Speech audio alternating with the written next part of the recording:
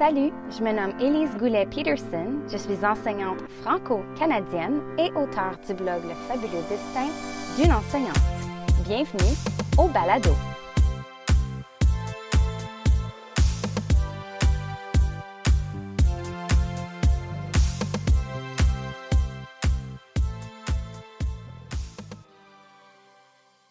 Dans ce deuxième épisode de la série sur la rentrée scolaire, je vais vous parler des premiers pas à faire lorsqu'on a un nouveau poste en enseignement.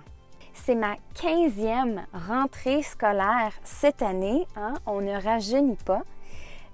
Donc, je souhaite aujourd'hui vous donner des conseils et des stratégies qui vont vous aider, mais évidemment, le contexte et les normes en enseignement varient d'un endroit à l'autre. Donc, prenez ce qui peut vous aider tout en utilisant votre jugement professionnel pour savoir si ça s'applique à votre milieu scolaire ou non. J'enseigne à des préadolescents de 12 ans et 13 ans, donc vous allez voir que plusieurs des conseils que je vais donner vont aussi être teintés par mon expérience avec ce groupe d'âge-là. Donc, évidemment, si vous enseignez à des élèves plus vieux ou beaucoup plus jeunes, vous allez peut-être vouloir adapter certaines stratégies à l'âge de votre clientèle. Ici, je m'adresse aux nouveaux enseignants ou aux enseignants qui commencent dans une nouvelle école. Donc, vous avez un poste. Maintenant, qu'est-ce qu'on fait? Eh bien, je vous recommande d'établir dès le début une bonne communication avec la direction de l'école. Il ne faut pas avoir peur de leur parler. OK? Ils sont nos alliés.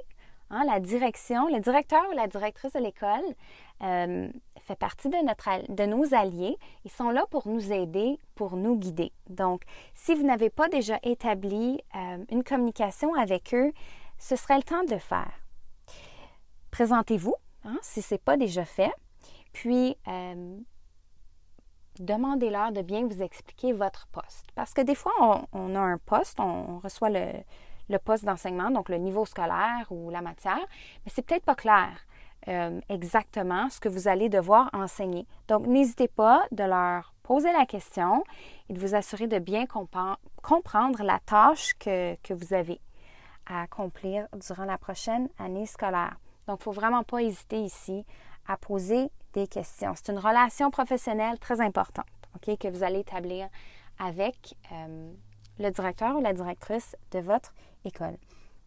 Lorsque vous allez leur parler aussi, demandez-leur le nom d'une ou de quelques personnes ressources à l'école, soit des gens qui enseignent au même niveau que vous allez enseigner ou des gens qui enseignent les mêmes matières.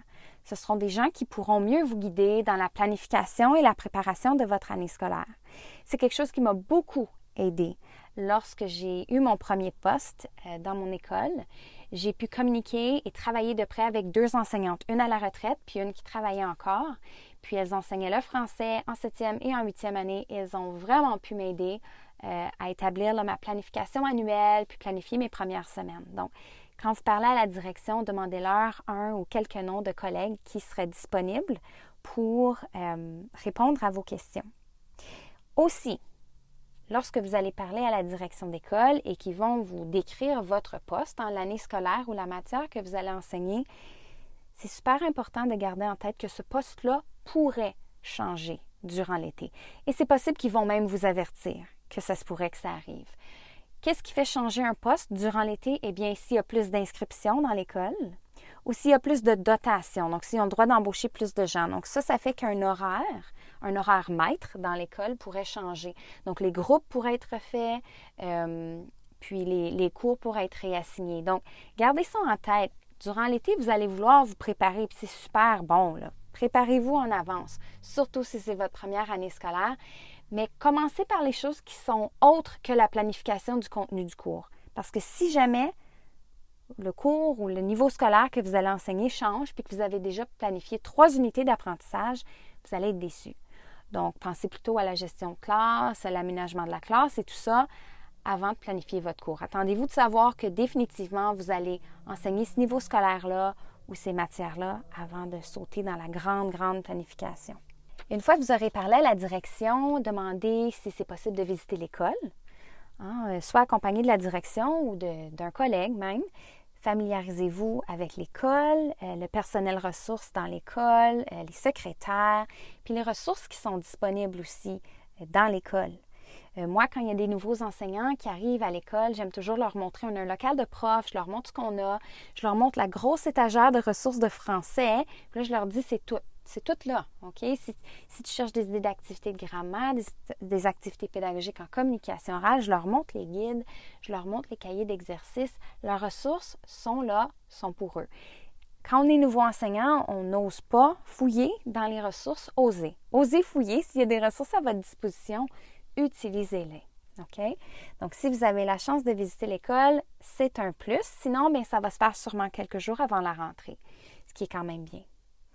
Comme je l'ai mentionné, si vous avez le nom de collègues qui vont travailler avec vous, soit dans le même niveau, dans la même matière, et que vous êtes capable de communiquer avec eux ou même de les rencontrer avant la rentrée scolaire, ça aussi, c'est un atout. Ils pourront être vos guides. Gardez en tête quand vous communiquez avec vos futurs collègues que c'est l'été. Hein? C'est les vacances d'été. Puis il y en a qui ont vraiment besoin de décrocher puis de ne pas consulter leur courriel d'école pendant au moins un mois. T'sais. Surtout après l'année scolaire qu'on a eue avec la pandémie, je pense que je parle au nom de tous les enseignants que les vacances nous font un grand bien. Donc, si vous n'avez pas de réponse tout de suite, inquiétez-vous pas, mais souvent les enseignants, en tout cas dans ceux qui commencent l'école à la fin août, début septembre, vont vérifier leur courriel au mois d'août, 2 à 4 semaines avant la rentrée. Lorsque vous allez communiquer avec eux, faites attention, OK? Puis ça, c'est un petit conseil que je vous donne. Lorsque vous allez parler avec vos futurs collègues, évitez de leur demander pour tout leur cartable ou tous leurs dossiers à l'ordinateur. Nous, on travaille avec Google, là, on parle du disque Google. C'est une erreur que certains nouveaux enseignants font lorsqu'ils rencontrent des collègues qui enseignent la même matière ou le même niveau, vont leur demander accès au dossier ou accès à leur cartable. Comme enseignant, on passe énormément d'heures à élaborer nos leçons, nos activités pédagogiques. Quand quelqu'un nous demande qu'on leur donne toutes ces heures-là, tout ce matériel-là, au début, on ne les connaît pas encore, il y a comme un malaise. Il y a un malaise. Nous, comme enseignants d'expérience, on veut vous aider, les nouveaux enseignants, mais d'une autre façon, on se dit, mais non, je ne peux pas passer mon cartable que j'ai pris 4 ans à élaborer, tout d'un coup comme ça. Donc, voici ce que je vous propose. Lorsque vous communiquez avec vos futurs collègues, demandez-leur un exemple de planification annuelle.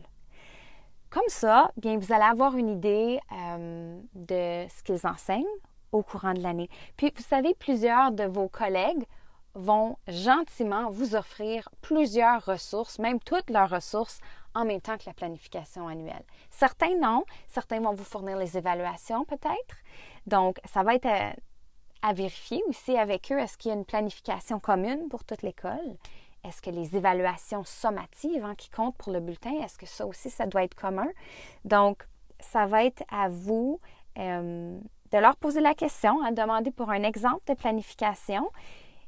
La majorité des gens, de vos collègues vont être heureux de vous partager leur planification annuelle, puis des ressources aux besoins si vous en avez besoin. De cette façon-là, vous donnez une bonne impression. Vous donnez l'impression d'être travaillant, d'être débrouillard et non de juste vouloir tout ce qui a été déjà fait pour pouvoir l'utiliser. Puis comme je vous ai dit, la majorité de vos collègues vont être heureux de pouvoir vous aider dans votre première année scolaire. Absolument. Donc, j'espère que ces conseils-ci vous ont aidé pour mieux comprendre votre poste puis établir une bonne relation avec votre direction d'école et vos futurs collègues. Merci d'avoir été à l'écoute. Je vous invite à écouter les autres épisodes de cette série du balado. Si vous voulez d'autres conseils ou un guide plus approfondi au sujet de votre rentrée scolaire, je vous invite à consulter mon guide « Une rentrée réussie » disponible dans ma boutique chez Mieux Enseigner. Vous pouvez aussi visiter mon blog au www.destinenseignante.ca.